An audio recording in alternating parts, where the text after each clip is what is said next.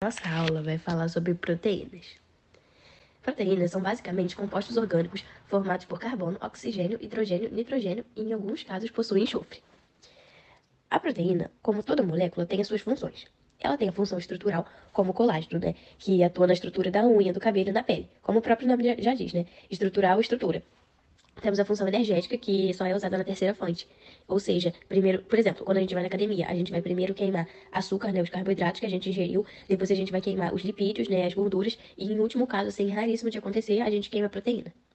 A gente tem a função de defesa, que são os anticorpos, função das enzimas, que é basicamente acelerar, o processo de reação do corpo, e temos a função hormonal também, que é a insulina e o glucagon, controlando o açúcar que tem no sangue.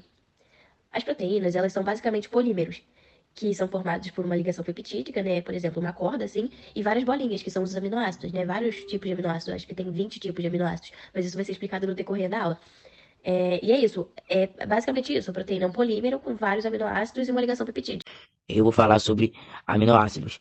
Se nós estamos estudando uma proteína e a proteína é formada por vários e vários aminoácidos, nós temos que entender como é e o que é aminoácidos. Primeiro, existem 20 tipos de aminoácidos, mas tem tantas centenas de proteínas, milhares de proteínas diferentes. E só 20 aminoácidos, porque de acordo com a quantidade desses aminoácidos, os tipos, a quantidade e a organização deles, a gente forma proteínas diferentes.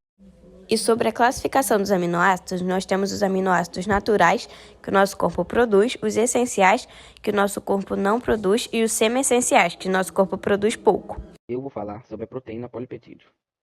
A proteína polipeptídeo tem uma classificação, que quando 2 aminoácidos se juntam, você tem um dipeptídeo.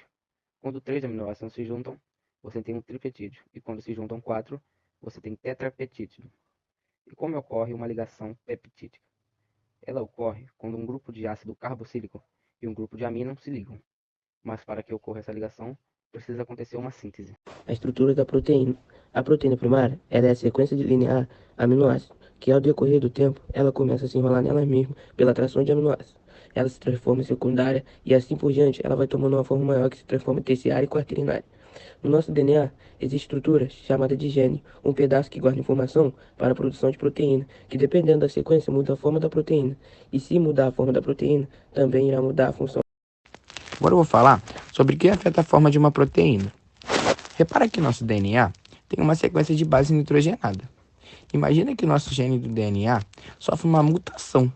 Então, em vez de ter uma letrinha T, por exemplo, vai ter uma letrinha A, onde era para ter uma letrinha T. Quando uma proteína está normal e ela se desnatura, ela muda a forma. Se ela mudar a forma, ela muda a função pelo pH e também pelas substâncias químicas, que pode fazer a proteína se desnaturar. Agora eu vou falar sobre as enzimas. As enzimas são biomoléculas que atuam como catalisadores. A função das enzimas no nosso corpo são diminuição de energia de ativação e aceleramento das reações. Elas podem ser chamadas de chave fechadura, porque elas são muito específicas. Reparem que a enzima vai se ligar a um substrato. Se eu sou a enzima tal e me liguei a substrato tal, eu posso me ligar a outro? E a resposta é não, porque ela é específica e tem um encaixe. Um dos fatores que afetam a atividade enzimática. Por exemplo, nós temos a temperatura e a atividade enzimática. Portanto, é a atividade enzimática em função da temperatura. Vamos usar o nosso corpo como exemplo. Quando estamos com febre, nossa temperatura aumenta e nossa atividade enzimática diminui. Se nossa temperatura subir demais, perdemos toda a função enzimática. Com a enzima, é tudo mais fácil, usamos menos energia e é muito mais rápido.